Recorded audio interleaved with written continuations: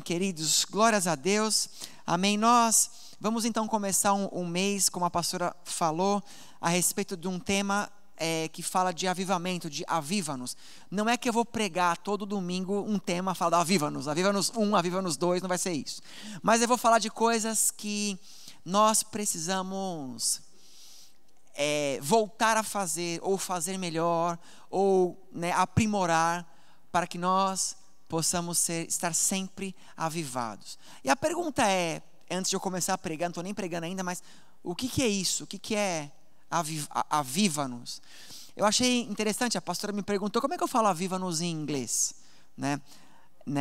Aí eu pensei, será que é alive us? Em princípio eu comecei pensando, será que é alive us?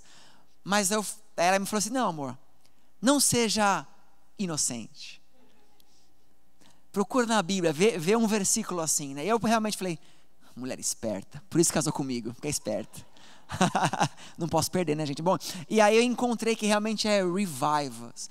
Só que ao pé da letra para nós, revive é tipo ressuscitar, é tipo renascer, Mas não tem uma palavra aviva-nos exata, do sentido que nós entendemos. O aviva-nos não é que você está morto, mas é que você está tipo um moribundo, sabe? Você está quase morto.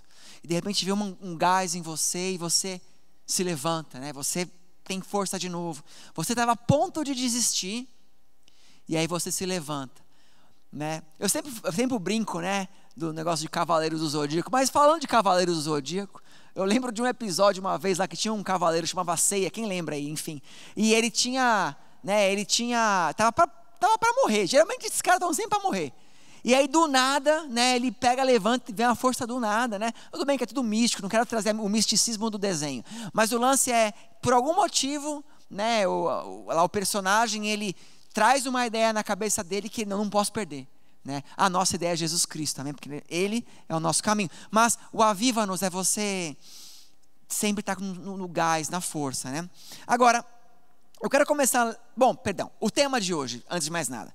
O nosso tema de hoje é oração. Oração / oração intercessória. Não sei quantos sabem, eu já falei isso algumas vezes, mas nós temos aqui na igreja um grupo de intercessão, que inclusive hoje tivemos uma excelente notícia, A Rose compartilhou conosco, havia uma amiga da Rose que, não apenas esse grupo, mas eu imagino que outras pessoas estavam orando, ela tinha um câncer e ela foi curada do câncer. Amém? Deus é fiel. Dá uma salva de palmas ao Senhor, amém?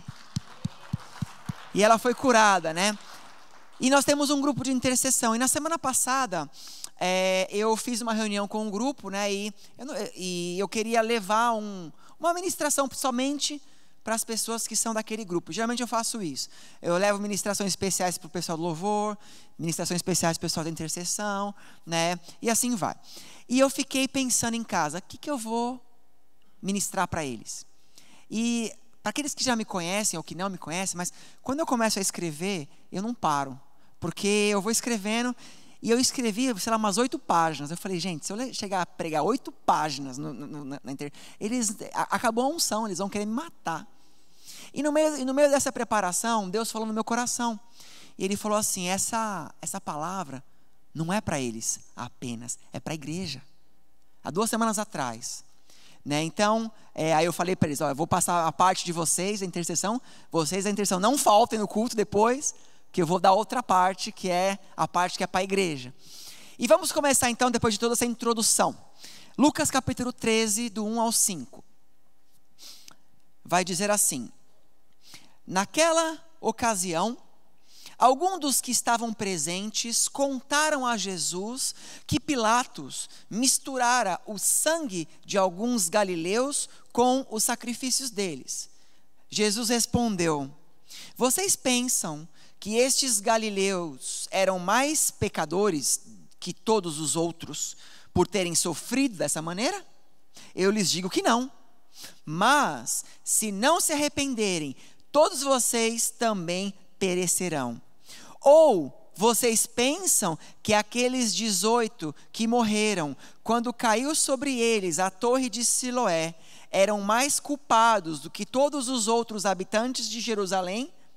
Eu lhes digo que não, mas se não se arrependerem, todos vocês perecerão.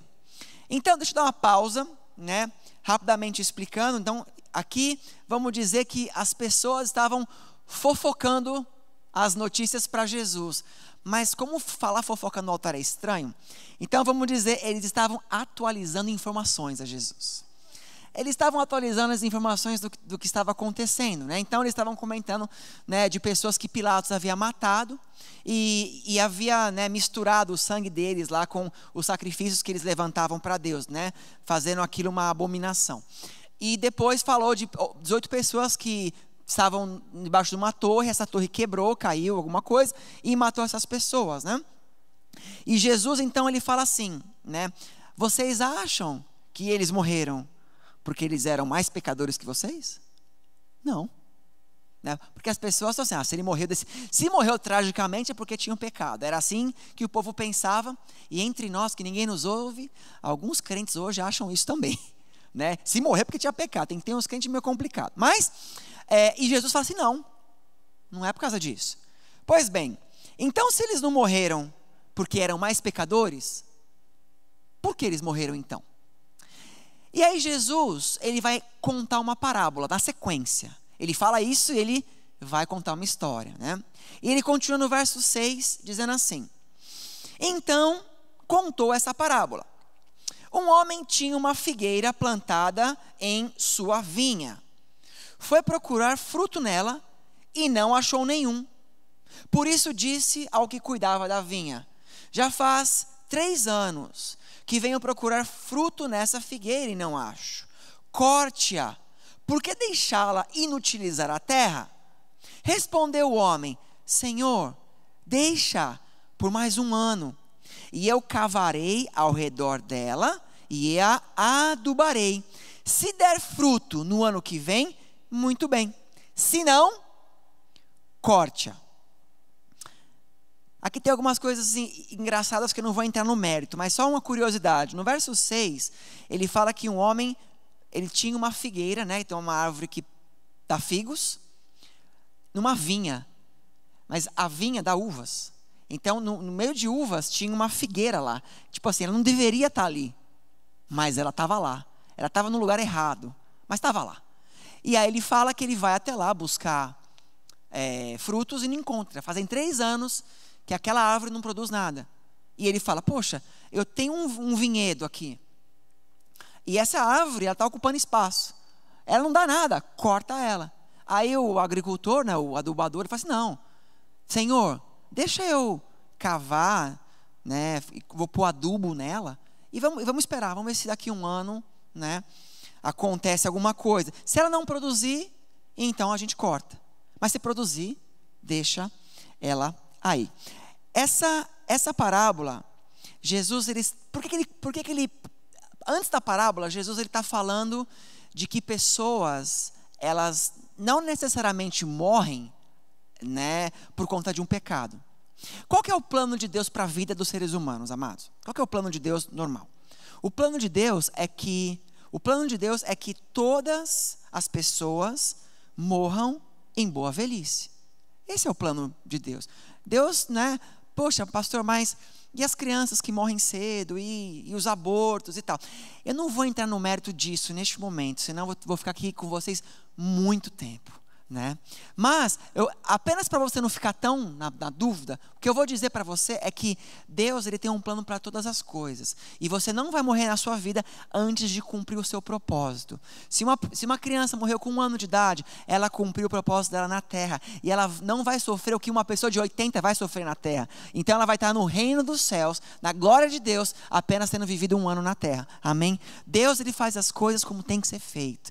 E cabe a nós entendemos e aceitá-lo. E a pergunta é, se Deus fez algo que não te agradou, ele deixa de ser seu Deus por isso? O seu Deus, o seu amor a ele está vinculado a alguma coisa que ele deu ou que não te deu? Mas eu vou deixar essa ministração para um outro dia, amém? Mas o meu ponto é, ninguém deve morrer até cumprir o seu propósito, e na vida normal a intenção é que todos morram em boa velhice.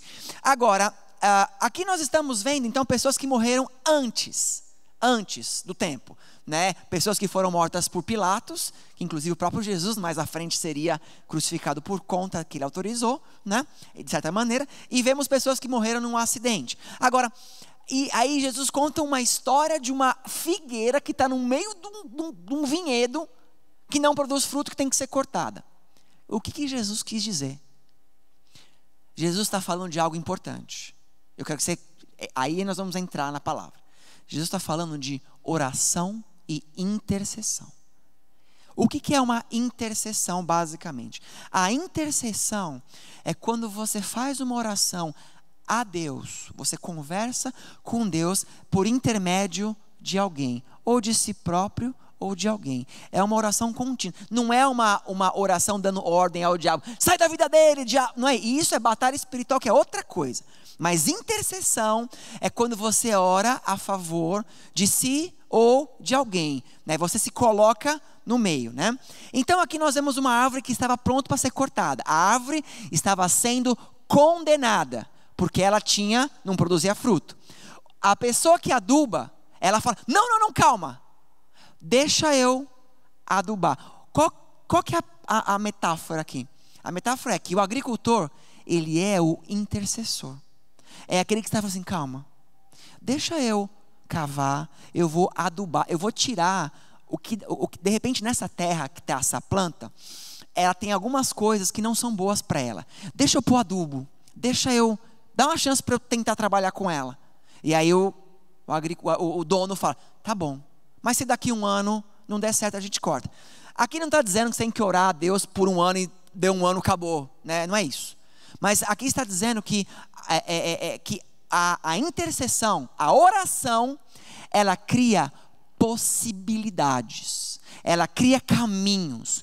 Quando você ora, você cria caminhos para a mudança da sua vida e para a mudança da vida das pessoas que você está orando. Posso ouvir um amém? Então, intercessão, ela é algo... A oração é algo que nós precisamos, hoje nessa noite nós vamos falar bastante disso, mas é algo que nós temos que nos avivar nisso. Porque muitas vezes nós oramos aquela oração do almoço, sabe? Senhor, abençoa essa comida em nome de Jesus, amém. Acabou, é a oração do seu dia inteiro. Em nenhum momento, quando ora ainda isso? Quando ora? E se for na empresa, esquece, vai que o camarada que está vendo você orar vai roubar sua comida enquanto você ora, né? Mas às vezes nós não oramos, e hoje nós temos que entender isso. A oração é algo que nós precisamos ter como hábito. A oração muda sentenças. Posso ouvir um amém? A oração muda todas as coisas, mesmo se for alguma coisa que um médico declarou. A moça que eu dei o exemplo dela, que foi curada de câncer, nós sabemos, obviamente, que existem tratamentos, mas nenhum tratamento talvez é 100% eficaz, né? Mas quando você ora, então você cria, além do remédio, uma porta a mais, que é a porta que Deus está abrindo. Amém?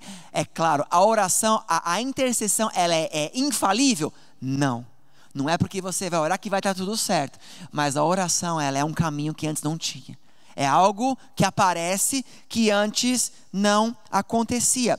E agora, por exemplo, existe um texto, que eu não vou ler porque vai ficar muito, muito longo, mas fala a respeito que Abraão estava na sua casa, na sua tenda com a sua esposa. Abraão, né? Pai da fé. E a palavra de Deus diz que um anjo do Senhor veio até ele com outros 2 anjos e eles comeram ali com Abraão. Passando ali, os anjos estavam indo para Sodoma e Gomorra para destruir aquela cidade cheia de pecado, né? E eles estavam indo para lá. E nesse caminhar, a palavra de Deus diz que o próprio Deus se pergunta para si mesmo. Deus fala assim para ele mesmo: esconderei eu o meu plano de Abraão? Não, porque Abraão era amigo de Deus. Vou dar uma pausa. Quando você começa a fazer a sua oração um hábito, você se torna amigo de Deus. Nós somos filhos, amém? Mas o amigo é aquele que Deus fala no pé do ouvido. É aquele que Deus fala: filho, cuidado, não vai ali. E você ouve. A oração cria. Então, e por que Deus foi falar com Abraão que ia destruir Sodoma e Gomorra? Porque em Sodoma e Gomorra, que era uma cidade, eram 2 cidades na verdade, mas lá morava o sobrinho de Abraão, morava lá. E Deus ia destruir, todo mundo ia morrer, inclusive o próprio sobrinho de Abraão. Só que Abraão, Deus sabia que Abraão era tio dele. E Deus conta para Abraão. E Abraão começa a fazer uma intercessão com Deus. Então ele começa ali: Senhor, eu não quero ser ousado em pedir algo ao Senhor, mas o Senhor está indo destruir aquela cidade porque ela não tem nenhum justo, ou tem muito pecado. Mas se o Senhor encontrasse 40 justos ali, o Senhor ia destruir a cidade? E Deus fala: não, se tiver 40 eu não destruo não. Aí Abraão deve ter virado as costas, começou a contar: não tem 40. Deus, e se tiver 35? Não. E 30? E 25? Ele foi descendo até chegar a 10. Aí Deus, gente, Deus é Deus. Deus estava ligado. Deus falou assim: eu vou poupar o seu sobrinho. Basicamente. E poupa. Mas o que Abraão fez? Abraão, ele não parou de falar com Deus até Deus dar a resposta. A oração, às vezes, nós nos enganamos que temos que orar uma vez e acabou. A oração intercessória é aquela que você não para de fazer até Deus te dar uma resposta. Pois bem, a resposta pode ser positiva ou negativa, mas você não para enquanto Deus não te falar o que fazer. Amém? Então, e Deus vai te falar, porque Deus é seu amigo, Deus é seu pai, amém? E isso é a oração intercessória.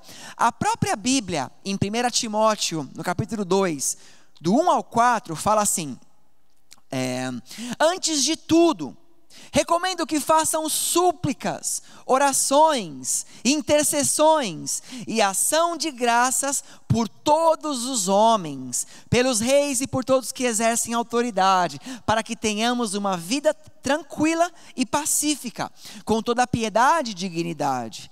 Isso é bom e agradável perante Deus, o nosso Salvador, que deseja que todos os homens sejam salvos e cheguem ao conhecimento da verdade. Amém? Deus quer que todos sejam salvos. Mas é engraçado que nesse texto de Timóteo, ele está dizendo assim: orem por todos, todas as autoridades. Nossa, pastor, mas eu vou orar pelo Biden? Eu nem curto, eu nem sou desse partido, mas é a autoridade que Deus colocou. Ore para que Deus faça com que ele tome decisões que vêm do alto. Ore, pelo seu professor lá que pega no seu pé, ô jovem, Ore lá, ore pelos seus pais que te amam, amém? Orem pelas autoridades, Ele fala assim: orem por todos. Por que orar por todos? Para que você tenha paz, porque decisões de outros te afetam. E quando você ora, possibilidades abrem. Está tudo indo num caminho. Quando a igreja se levanta, o inimigo treme. O inimigo treme. Então, lembramos de um momento onde Pedro estava preso. Paulo, em ocasiões diferentes, mas Pedro estava preso e a igreja começou a orar, os muros caíram, Pedro sai. Quer dizer, ele ia morrer, mas a igreja ora, o povo se junta, intercede, não para. Então, uma sentença que era dada, Deus abre uma porta que não existia. A oração ela é extremamente importante. E nós estamos negociando com Deus isso. Nós oramos na igreja, malemar, às vezes está aqui um louvor tocando, mas até lá, aviva-nos. E o povo está: será que ele vai ficar mais 5 minutos? Não aguento mais esse louvor. A questão não é o louvor. A questão é que é a sua oportunidade para você se conectar com Deus. E não é o que está tocando, é o tempo. É o tempo. Porque o nosso dia a dia corrido, às vezes você não para 1 minuto para fazer uma oração. E Deus te dá uma chance na igreja. E nós negociamos. Negociamos em casa, negociamos na igreja. E Deus, Ele quer ouvir a sua oração. Amém? Deus precisa ouvir a sua oração. Agora, e Jesus, ele continua, ele fala muito a respeito disso, E a oração, como eu falei para vocês, queridos, ela é algo que abre portas que não existiam. Tem uma outra parábola de Jesus em Lucas 18, que fala assim, Lucas 18, 1 até o 8, fala assim: então Jesus contou aos seus discípulos uma parábola, para mostrar-lhes que eles deveriam orar sempre e nunca desanimar. ele disse, em certa cidade havia um juiz que não temia a Deus e nem se importava com os homens. Havia naquela cidade uma viúva que se dirigia continuamente a ele, suplicando-lhe: faze-me justiça contra o meu adversário. Por algum tempo ele se recusou, mas finalmente ele disse a si mesmo: embora eu não tema a Deus e nem me importe com os homens, esta viúva está me aborrecendo. Vou fazer-lhe justiça para que não venha me importunar. E o Senhor continuou: ouçam o que diz o juiz injusto. Acaso Deus não fará justiça aos seus escolhidos que clamam a Ele dia e noite? Continuará fazendo-os esperar? Eu lhes digo, Ele lhes fará justiça e depressa. Contudo, quando o Filho do Homem vier, encontrará fé na terra? Ele para aqui essa parábola. Algumas pessoas erroneamente fazem uma comparação desse juiz com Deus. Mas não façam isso, em nome de Jesus, amém? Não é isso. Esse juiz era um juiz iníquo, era um juiz pecador. Não é Deus, Deus não é isso. Mas Jesus está dizendo assim: se uma pessoa que nem conhece a Deus, quando ela é incomodada, ela acaba fazendo o correto porque ela quer fazer o certo, imagina Deus, que é justo e ama você. Ele não fará a seu favor? Ele não ouvirá a sua oração? Ele não fará a diferença na sua vida? Ele não ouvirá? Algumas pessoas vão me dizer: amém, pastor, eu creio. Mas por que tem coisas que Deus, Ele não vai fazer? Por que tem coisas que Deus não faz? Eu posso dar muitos motivos. Algumas coisas Deus não vai fazer porque não é plano de Deus, mas Ele vai dizer para você. Uma coisa é fato, eu quero que você guarde isso: Deus sempre vai te responder. Amém? O sim e o não, Ele vai te responder. Só que tem uma coisa, uma vez uma pessoa me perguntou assim: pastor, era um rapaz, pastor, eu estou orando pela minha esposa vir se converter. Ela frequenta uma outra religião. Eu sou cristão, eu tenho vários problemas na minha casa, porque a minha esposa é de outra religião e eu venho na igreja. E eu estou orando por ela há mais de 20 anos. Mais de 20 anos. Eu já fiz tudo que é promessa, já fiz um monte de coisa. O que eu faço? Eu entendi o sofrimento daquele homem naquele dia, né? Mas tem uma coisa que Deus nunca faz. Sabe o que é? É ir contra a sua própria palavra. Deus disse que Ele nos deu o livre-arbítrio e a livre escolha. Deus não vai mudar a cabeça de ninguém para se converter. Deus vai mostrar: olha, esse caminho é melhor. Então Ele vai usar a vida, Ele vai tentar de tudo para aquela pessoa decidir de próprio coração vir. Mas Deus não vai mudar a mente dele contra a vontade dele, porque se Ele fizer isso, Deus vai contra a própria palavra. Entendeu? A pergunta é, gente, Deus pode fazer todas as coisas nas nossas vidas? Pode.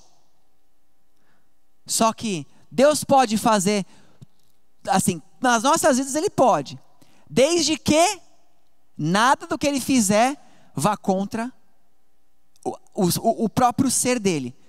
Por exemplo, Deus nunca vai mentir, porque é contra Ele. Deus nunca vai obrigar alguém a fazer algo sem que seja do consentimento. Tem as consequências de pecado e tal, mas vocês estão entendendo? Então, mas aí que está. Então, pastor, então não adianta eu orar pela minha esposa? Não, adianta sim. Você tem que orar. Você tem que orar e clamar, porque Deus Ele vai colocando mais e mais oportunidades e opções na frente dela, e vai chegar uma hora que ela vai ver que não tem outro caminho. Quem aqui não era cristão quando nasceu, se converteu depois?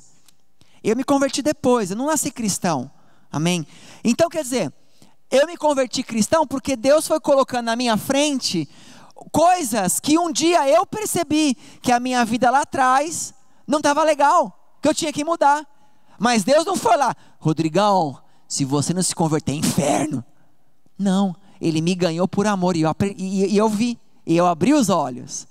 Mas depois a gente descobre, né, que tinha gente intercedendo por mim. Tinha gente que orava por mim. Amém. Por isso, você que ora, não pare de orar. Não negocie. Continue a orar, continue a clamar, continue a ir atrás, não desanime da sua oração, amém? Continue sempre firme. Agora, esse juiz, você vê, ele era iníquo, mas ele deu, Deus vai te dar. Agora o que me chama a atenção é o final, que ele fala assim, no verso 8, Jesus ele fala na segunda parte, contudo, quando o Filho do Homem vier, ele está falando de si mesmo, ele está dizendo assim, Jesus falando, e será que quando eu voltar, ainda haverá fé na terra? Cada vez mais para mim essa frase faz sentido. Cada vez mais. Porque eu vejo como as pessoas negociam a sua fé. Como as pessoas estão firmes com Deus num dia, e no outro dia acham que Deus as abandonou. Porque Deus não respondeu alguma coisa, ou porque Deus está, entre parênteses, entre aspas, demorando. Então será que na hora que Jesus Cristo voltar, Ele encontrará pessoas ainda clamando? Bom, eu não sei, mas eu e você estaremos em nome de Jesus, amém? Nós estaremos clamando, não negocie a sua fé, amém? E nós vemos, amém, muitos homens de Deus, eles oravam mais do que uma vez, eles clamavam muitas vezes. Você vê lá Daniel, Ezequiel, Jeremias, muitos homens orando. Olha só, em Romanos 4, do 19 ao 21, fala assim, e não enfraquecendo na fé, aqui está falando de Abraão, né? E não enfraquecendo na fé, não atentou para o seu próprio corpo já amortecido, pois era já de quase 100 anos, nem tampouco para o amortecimento do ventre de Sara. Deixa eu dar uma pausa, porque se você não conhece, não vai saber o que eu estou lendo aqui. Deus deu uma promessa para Abraão. Sara era estéril, esposa de Abraão era estéril, ela não podia gerar, não podia ter filhos. Ela tinha um problema. Mas Deus falou assim para Abraão, você vai ser pai. E Abraão acreditou naquilo. Só que aqui, Abraão já tinha 100 anos. Abraão ele estava vendo onde vendia Viagra, gente, porque não dava, era demais para ele.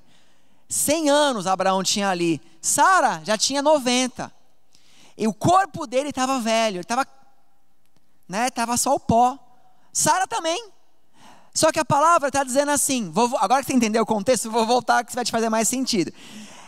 E não enfraquecendo na fé, ele não atentou, ele não ficou preocupado com o seu próprio corpo já amortecido, pois ele era quase 100 anos e nem tampouco o amortecimento do ventre de Sara. E não duvidou da promessa de Deus por incredulidade, mas foi fortificado na fé, dando glória a Deus, e estando certíssimo de que ele tinha prometido, também era poderoso para fazer.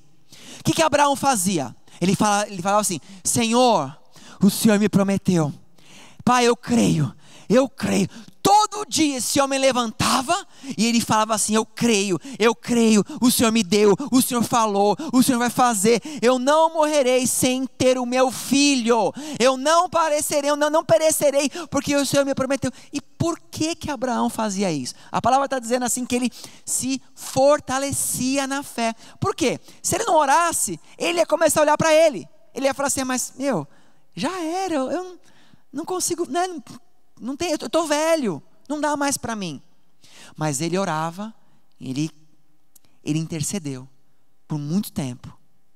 E Deus deu o filho.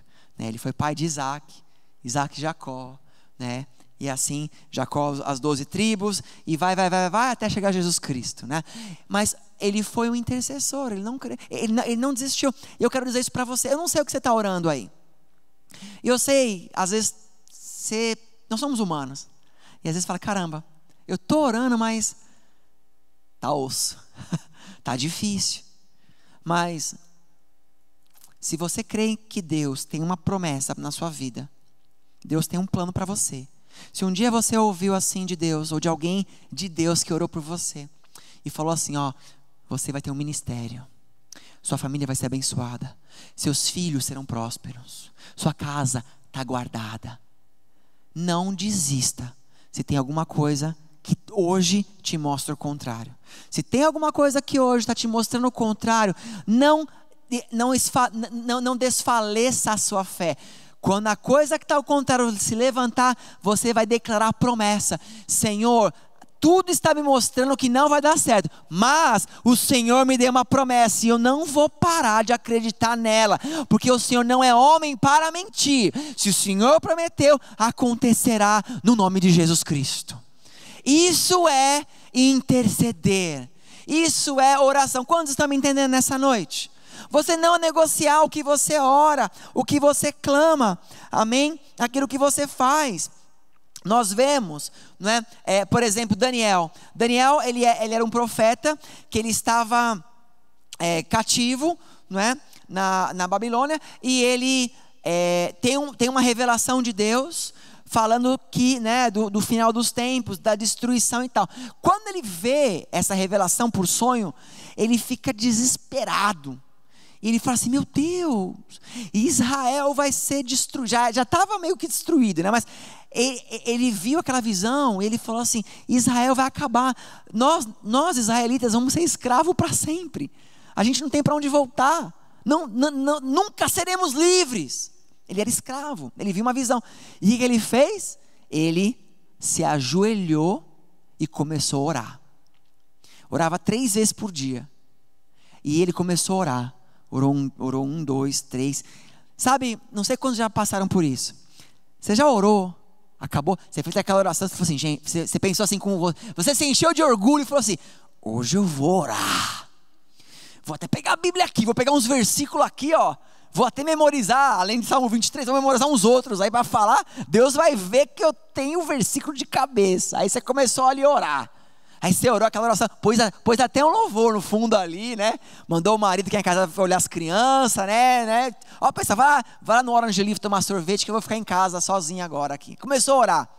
Acabou aquela oração, você só está esperando Deus ligar o modo glória e descer a bênção, né? Mas aí Deus não responde. Aí você pensa: estou em pecado. Não pode ser. Tem uma coisa errada. E você ora e às vezes Deus não responde. Esse homem, Daniel, aconteceu isso com ele durante 21 dias.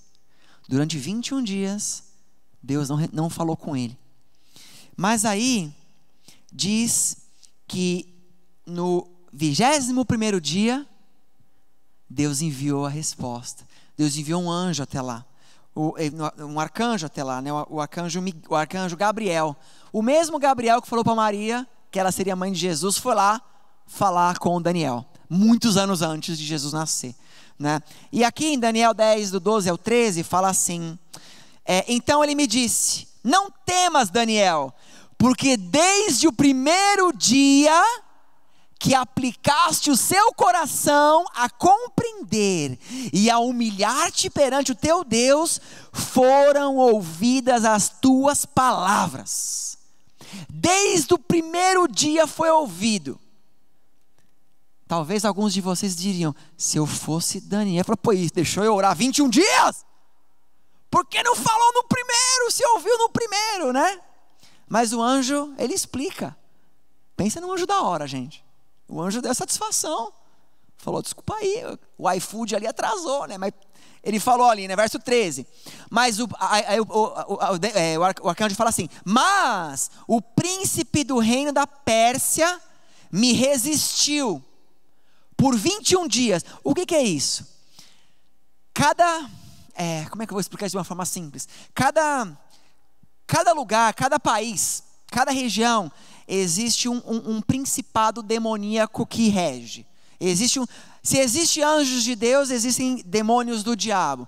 E diz que, né, eles estavam na Babilônia. Então, quando eles estavam passando pela Pérsia, que era a cidade do lado, que era naquela região onde eles estavam ali, o demônio daquele lugar não deixava o anjo avançar.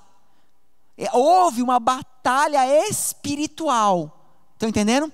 Houve uma batalha espiritual, no reino espiritual, e Satanás resistia ao anjo. Falei assim: você não vai dar respeito. Daniel clamando. E Daniel, dia 1, dia 2, o anjo ali. E aí o que o anjo faz? O anjo não estava conseguindo avançar. e ele pede ajuda para um outro arcanjo, chamado Miguel. Ele fala assim: porém Miguel, um dos primeiros príncipes, né, um dos primeiros arcanjos a serem criados por Deus, ele veio para me ajudar, então tivemos vitória, e eu cheguei. Amém? E eu cheguei. Quer dizer, às vezes a sua resposta não veio porque existe um mover espiritual que é contra que você receba a resposta. Só que, sabe o que alimenta o seu anjo? A sua oração. Sabe o que alimenta o poder espiritual na sua vida? O seu clamor. Quanto mais você ora, quanto mais você intercede, quanto mais você entende o princípio de oração e não desiste, porque alguma coisa ainda não deu certo, mais rápido virá a sua resposta e mais forte é o anjo que é sobre a sua vida. Então a resposta vem. Amém? Então, quantos estão me entendendo? A sua oração é algo que você precisa aprender a praticar. E gente, vou falar uma coisa. Quando você vai orar, acontece de tudo, gente. Você fala assim: caramba, eu vou orar. Vou orar quando eu acordar. Naquele dia é uma preguiça. Você vai acordar, você fala: nossa, caramba, o que eu falei que ia fazer mesmo? Escovar o dente. Você esquece. Aí você vai orar, quem tem filho é filho que chora. Coisa que acontece. Tudo vai acontecer para você não orar. Por quê? Porque isso é espiritual. Eu quero te ensinar isso. Tudo que você fizer para Deus, que não dá certo no começo, é espiritual. Por quê? Porque o inimigo não quer que você avance. Porque o inimigo sabe que na hora que você orar, as coisas começam a acontecer. Ele não quer que aconteça. Né? Ele não quer que aconteça. Eu lembro, né, a Ana Paula, quando estava grávida dos meninos, né, do Gustavo, depois do Leonardo. Gente, todo dia ela acordava lá, ficava na barriga assim orando, né? Orando. Senhor, guarda meu filho, né? Que vai vir e tal. Todos os dias. Eu pensava assim. Perdão pelo pecado que eu vou dizer, mas eu pensava: caramba, não cansa não? Todo dia. Mas depois eu me corrigi. Não, tá amarrado, Rodrigo. Tá amarrado o capeta, é para trás de mim mesmo. Tem que orar mesmo pelos meus filhos. Tem que clamar por eles todo dia, né? Porque é uma oração intercessória, né? Orando. Guarda, Senhor, guarda. Né? Nós temos que orar por as bênçãos que Deus nos dá. Você tem que orar pelo seu casamento. Você tem que orar pelos seus filhos. Você que é pai, levanta a mão, você que é pai aí. Aí, pai, levanta a mão. Amém, baixa a mão aí, pai. Amém. Você que é pai, presta atenção, sério. Você que é pai, mulheres que seu marido não está aqui, depois avisem, falem para os seus maridos, né? Você que é pai, é homem, você é a autoridade espiritual máxima na sua casa. E não porque, pastor, obrigado, hoje minha mulher está perdida. Não é isso. Amém, mulheres? Não é isso. Eu quero dizer assim: você é autoridade espiritual. Você tem uma responsabilidade de orar pelos seus filhos, orar por sua esposa, orar por sua casa. Você que não é pai, mas é marido, você tem responsabilidade de orar por sua esposa. A sua esposa é filha de Deus. Ela não é sua esposa só. Ela é filha de Deus. Não fique esperando: não, a minha mulher é de oração. Ela ora. Não. E você não ora? A oração dela não salva não, amado. A oração dela muda, claro. Mas você tem que orar. E lógico, mulheres, você é autoridade na vida dos seus filhos. E você é bênção na vida do seu marido. Ore, clame, né? Você vê lá, vou falar cônjuge agora para ficar mais simples, mas quando você vê que o seu cônjuge está com um problema, não vai ali, né? Por que essa cara de abajur, para não falar outra coisa hoje? Né? Ora por ele. Senhor, dá discernimento nesse momento. Pai, acalma o coração dela, acalma o coração dele. Oração intercessória. Ora para os meus filhos. Senhor, abençoa os meus filhos, que eles tenham uma noite de sono agradável, boa. Que eles durmam bem, livra de todo mal. Guarda eles na escola. Guarda eles no passeio da igreja. Seja o que for, oração. Nós negociamos as nossas orações, mas a oração, preste atenção, eu sei que eu estou estourando o tempo aqui, eu já sabia que isso ia acontecer, mas a oração, ela é a chave do mundo espiritual para que Deus mude a sua vida. Amém? Então você tem que começar, nem que seja uma oração de 30 segundos, mas não sei orar, oração é uma conversa. Deus, se você chegar assim, ó, Deus, quero agradecer hoje pelo meu dia, obrigado porque o Senhor me guardou, obrigado pela minha família, em nome de Jesus, amém, é uma oração. Você começa assim, aí depois você vai aumentando esse tempo, amém? E eu vou dizer uma coisa para você, mesmo algo que Deus determinou, se você orar, Ele pode mudar. Eu vou dar um exemplo. Pode pôr louvor de fundo se tiver. Olha só. Em 2 Reis, capítulo 20, do 1 ao 4, vai contar a história de um rei que ele estava doente. Só que não era uma doença comum. Era uma doença de morte. Ele ia morrer daquela doença. E aí, o profeta que estava vivo naquele momento era o profeta Isaías. Esse era o profeta que estava vivo, que estava operando. E aí, conta a história o seguinte. Naquele tempo, Ezequias, que era o rei, ficou doente e quase morreu. O profeta Isaías, filho de Amós, foi visitá-lo e disse: assim diz o Senhor, ponha em ordem a sua casa, pois você vai morrer e não vai se recuperar. Pensa num profeta duro. Se é pastor, se sou eu, a minha esposa é bem mais dura que eu, para ser sincero, eu sou mais mole, eu sou bonzinho. Brincadeira, já ouvi isso, você falou isso no altar, as pessoas, enfim, é meio que não está aqui, corta isso aí do vídeo, enfim. Mas o profeta falou assim, ó, porque na Bíblia, quando você lê assim diz o Senhor, é porque Deus falou, e é aquilo, acabou, Deus determinou. E ele fala, e o profeta vai lá, vê o homem doente. Imagina, você é doente, tá doente, vai morrer. Você vê o profeta chegando, o que você espera? Pô, ele vai orar por mim, ele vai me curar. Você tá na sua casa lá, tá amarrado, é só um exemplo, amém? Você tá na sua casa doente, você vê eu chegando lá, com uma Bíblia, né? Você espera, o pastor vai orar por mim. O profeta não, ele chegou e falou assim, e aí Ezequias, beleza? Ó, assim diz o Senhor, você vai morrer. Paga as suas contas, limpa o seu nome no Serasa, tá tudo certo. Você vai morrer. E ele vai embora. Pois bem, sentença. Mas olha o que diz. Ezequias, o rei, depois de ouvir isso, ele devia estar deitado, né, na cama, não sei. Aí fala assim, ele virou o rosto para a parede e ele orou. Ele intercedeu. Pode subir um pouquinho mais, por favor. E ele orou, ele intercedeu. E diz assim, olha a oração dele, olha o que ele orou. Lembra-te, Senhor. Se lembra, Senhor,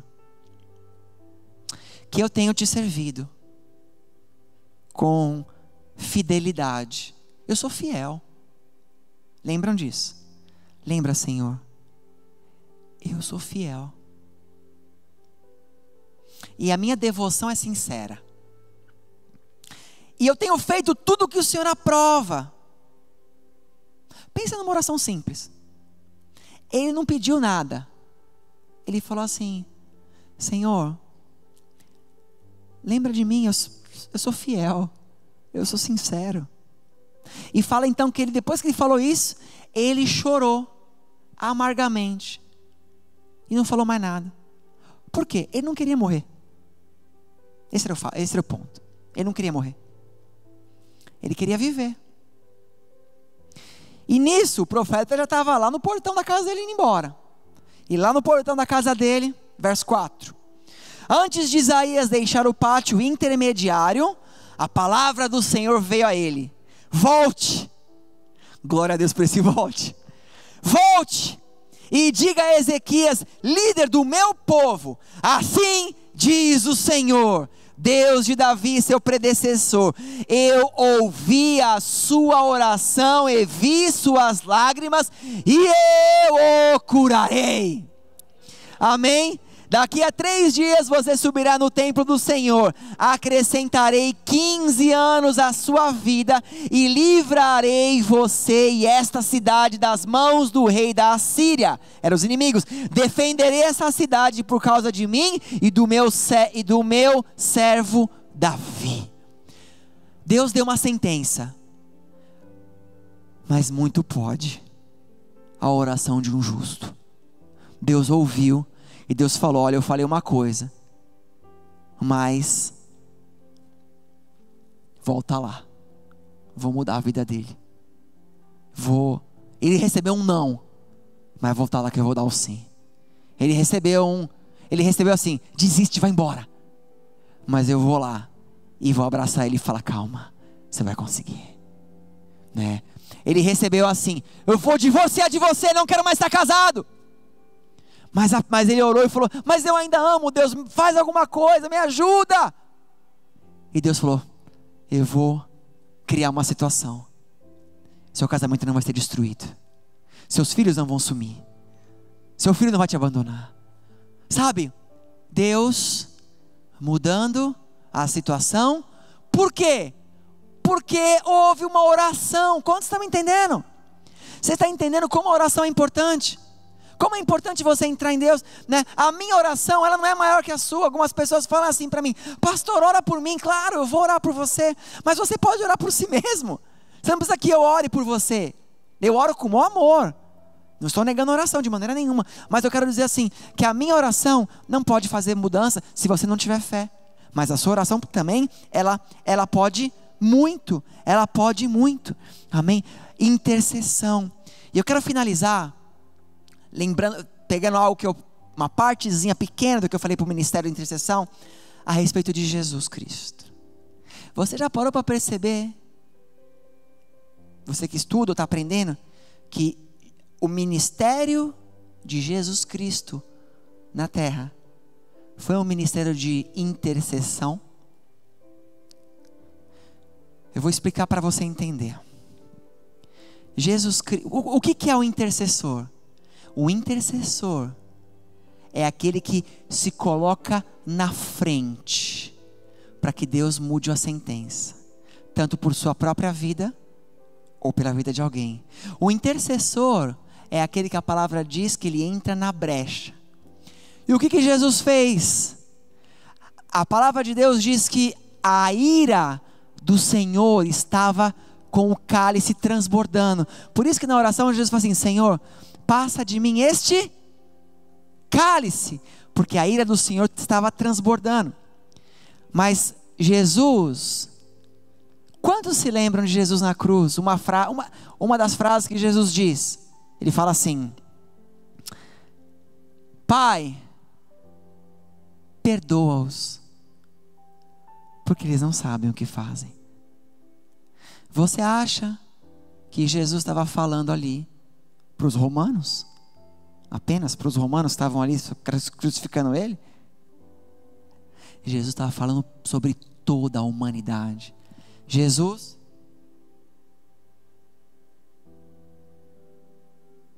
se colocou na frente de toda a humanidade. Ele falou assim para o Pai: Pai, dá outra chance para eles. Me coloca no lugar deles. Eles não sabem, mas eles vão saber. Alguns saberão. E se em 8 bilhões de pessoas houvesse um justo, Jesus teria morrido na cruz por ele, porque teria valido a pena. Estão entendendo? Jesus, ele fez um ministério de intercessão. E eu pergunto para você nessa noite, igreja: Jesus Cristo já morreu, ressuscitou e está com o Pai. Amém? Você sabe qual é o ministério de Jesus Cristo hoje? O que Jesus está fazendo hoje? Qual que é o ministério dele? Na terra, ele era, de certa maneira, ele trabalhou no ministério de intercessão, orando, ensinando, pedindo perdão, né? E hoje, o que Jesus está fazendo? Vamos ler alguns textos para finalizar. Romanos 8:34. diz assim: quem os condenará? Foi Cristo Jesus que morreu, e mais, que ressuscitou, e está à direita de Deus, e também intercede por nós. Jesus continua pedindo, não mudou. Ele continua sendo intercessor. Ele continua orando, ele continua pedindo, ele continua clamando, ele continua pedindo, dá uma outra chance, dá uma outra chance, dá uma outra chance, dá uma outra chance. Senhor Pai, ajuda. Hebreus capítulo 7, do 22 ao 25, fala assim: por isso mesmo, Jesus se tem tornado fiador e de superior aliança. Ora, aqueles que são feitos sacerdotes em maior número, porque são impedidos pela morte de continuar. Jesus, no entanto, porque continua para sempre, tem o seu sacerdócio imutável, não mudou. Ele está lá e não mudou. Ele continua fazendo o que tem que fazer. Por isso, também pode salvar totalmente os que por ele se chegam a Deus, vivendo sempre para interceder por eles. Quer mais um? Se não foi bastante, vamos dar mais um? 1 João 2:1. Meus filhinhos, escrevo-lhes estas coisas para que vocês não pequem. Se porém alguém pecar, temos um advogado, ou temos um intercessor junto ao Pai, Jesus Cristo, o justo. A palavra de Deus diz: muito pode a oração de um justo. Mas, pastor, a minha oração muda? A palavra de Deus diz que todo aquele que aceitou a Jesus Cristo como seu Senhor e Salvador é justificado pelo sacrifício de Jesus na cruz. Ele te justifica. Então quando você ora, sim, você é justo, e sim, muito pode a sua oração. É por isso que você e eu temos que orar. Como estão entendendo essa noite? Nós temos que orar, nós temos que clamar. Você tem que orar sim por aquelas pessoas que ainda não conheceram a Jesus. Você tem que orar sim pelo seu filho. Você tem que orar sim por sua filha. Você tem que orar pelo seu marido, por sua esposa, pelo seu pai, pela sua mãe. Você tem que orar pelo seu país, pelo Brasil, pelos Estados Unidos, por sua nação. Você tem que orar para que a igreja tenha um avivamento, para que a igreja desperte. Você tem que orar para que o Espírito Santo visite você. Você tem que orar para que você ouça a voz de Deus. Você tem que orar pelos seus pedidos. Quando você está angustiado, ore para que a sua angústia vá embora. Ore sempre, não pare de orar. Não cabe a você pedir a que Deus responda a sua oração na hora que você clamou. É por isso que existe um intercessor. A sua oração tem que ser uma oração intercessória. Não pare de orar, igreja.